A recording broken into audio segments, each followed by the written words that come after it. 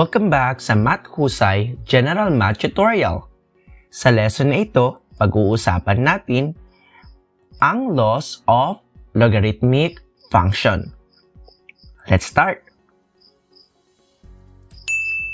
Importante na alam natin ang mga basic properties of logarithms kasi mas madali nating maiintindihan ang laws of logarithms.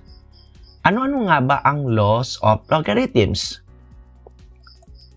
Let b be greater than 0 and b must not be equal to 1. And let n be any real number. For u greater than 0 and v greater than 0, then yung unang law is that log of u times v to the base b is equal to log of u to the base b plus log of v to the base b. Yung second law naman is that we have log of u over v to the base b is equal to log of u to the base b minus log of v to the base b. So this time, kapag nagdi-divide tayo ng u and v, nagsasubtract naman tayo. At ang panghuling law is that if you have log u raised to n to the base b, it's equal to n times log of u to the base b. Para mas maintindihan ang law of logarithms at kung paano ito nagagamit to evaluate logarithmic expressions, let's take these examples. Use the laws of logarithms to find the value of the following logarithmic expressions. First example is log of 8 to the 4th power times 8 cubed to the base 8. So, pwede natin siyang i-rewrite since we're multiplying u and v. So, pwede natin i-rewrite ang expression na ito into log of 8 to the 4th power to the base 8 plus log of 8 cubed to the base 8. Now, dahil alam na natin yung mga basic properties ng logarithm, so yung value ng log 8 to the 4th power to the base 8 ay 4, right?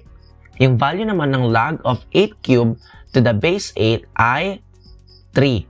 So, you add 4 plus 3, that gives you 7. So, ang value ng log of 8 to the 4th power times 8 cubed to the base 8 is 7. Claro. Let's take another example.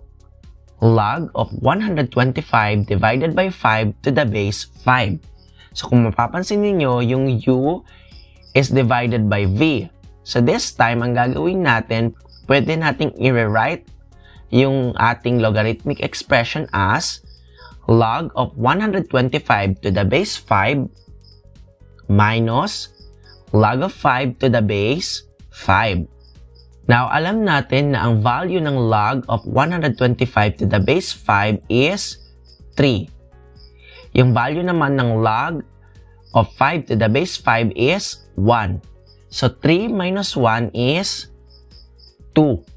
So, yung value ng log of 125 over 5 to the base 5 is just 2. Now, how about if we have this expression? Log of 2 raised to 9 to the base 2. So, diba, according sa ating law number 3, pwede nating i-simplify ito as 9 log of 2 to the base 2. So, from here, pwede nating i-simplify ang log of 2 to the base 2 as 1, following the basic property of logarithm. So, 9 times 1 is 9. So, ang value ng logarithm of 2 raised to 9 to the base 2 is simply 9. How about the fourth example? We have log of e squared divided by 4. So since we're dividing u and v, so alam natin na magsasubtract tayo. So we will rewrite this as log of e squared minus log of 4. Now from here, pwede nating i-simplify si log of e squared as 2 log e minus log of 4, right? So from here, wala na tayong mako-combine na like terms. So this will be the answer. So when you simplify log of e squared over 4, it's equal to 2 log of e minus log of 4. Let's take this last example. If we have log of 7x, alam natin na pwede natin siyang i-rewrite as log of 7 plus log of x. Kasi nga, we're multiplying u and v. So, ganun lang kadaling mag-evaluate o mag-find ng value ng logarithmic expression gamit ang laws of logarithms. Now, paano naman natin i-rewrite into single logarithmic expression kung ang given ay sum or difference ng isang logarithmic expression? So let's take example number 2. Write each sum or difference as a single logarithm. So yung letter A, we have log of 3 to the base 3 plus log of 4 to the base 3. Yung pangalawa naman, 2 log of x minus log of the quantity of x plus 2. So let's start with letter A. So, kung mapapansin niyo sa example letter A, we are actually adding logarithmic expressions. So kung we want to write it as a single logarithm, so alam natin by law number 1, 'di ba? Alam natin na we can just rewrite it in this way. Log of 3 times 4 to the base 3. So 3 times 4 is simply 12. So we can rewrite it as log of 12 to the base 3. So this time, single logarithm expression na lang ang meron tayo. Now, how about letter B? Paano natin siya i-rewrite into single logarithm? So, first and foremost, i-apply natin yung law number 3. Kasi, itong 2, ibabalik natin siya as exponent ng x. So, we have log of x squared minus log of the quantity of x plus 2. From here, we will be applying law number 2. Kasi nga, since nagsasubtract tayo ng logarithm expression, so alam natin pag i-rewrite natin siya as single logarithm expression, so dapat i-divide natin yung u and v.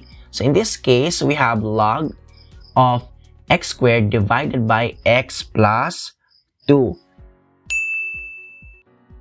Maliban sa kailangan nating alamin ang mga basic properties and laws of logarithms, importante din na alam natin kung paano napapalitan ang base ng isang logarithm. So, what is change of base formula? Let a, b, and x be positive real numbers, with a must not be equal to 1 and b must not be equal to 1 also. Now, if we have a logarithm of x to the base b at papalitan natin siya to the base a, so it's equal to log of x to the base a divided by log of b to the base a. So, para mas maintindihan kung paano mag-change ng base gamit ang konsepto ng change of base formula, let's have these examples. Example number 3. Use the change of base formula to rewrite the following logarithmic expression to the indicated base. Letter A, log of 4 to the base 6. And kailangan natin palitan yung base as base 2. And letter B, log of 2 to the base 1/2. And we have to change the base as Euler's number or base E. Now, how do we change the base of log of 4 to the base 6 into base 2? So, una, dapat alam natin na yung B is equal to 6 at yung X is equal to 4. So, dahil gusto nating palitan yung base nito as 2, so we have log of 4 to the base 2 all over log of 6 to the base 2. So, yung log of 4 to the base 2 ay pwede nating i-write as log of 2 squared to the base 2 all over log of 6 to the base 2. So, applying the basic properties of logarithms, so yung ating numerator ay magiging 2 na lang all over log of 6 to the base 2. So, from here, napalitan na natin yung base ng ating logarithmic expression as base 2. So, the final answer is 2 over log of 6 to the base 2. How about letter B? We have log of 2 to the base 1/2. Gusto nating ipalit yung base niya as E o Euler's number. So from here, dahil gusto nating yung maging base niya is E, alam natin na it should be equal to natural log of 2 all over natural log of 1/2. So from here, yung ating denominator ay pwede nating i-rewrite as natural log of 1 minus natural log of 2. Nag-apply na tayo dito ng laws of logarithm. Kasi nga, you're dividing u and v, right? So, kailangan mag-subtract. So, from here, pwede pa tayong mag-simplify. So, yung numerator natin will still be natural log of 2. Pero, alam natin na ang natural log of 1 will always be equal to 0. So, we have 0 minus the natural log of 2. So, in this case, we can simplify this as natural log of 2 divided by the negative of the natural log of 2. Or, simply equivalent to negative 1. So, if we change log of 2 to the base 1/2 sa base na E or Euler's number, so it is equivalent to negative 1. So, ganun lang kadaling mag-change ng base ng isang logarithmic expression. Klaro? Please pause the video and try these exercises. Kung tapos na kayo, you can type your answers in the comment section.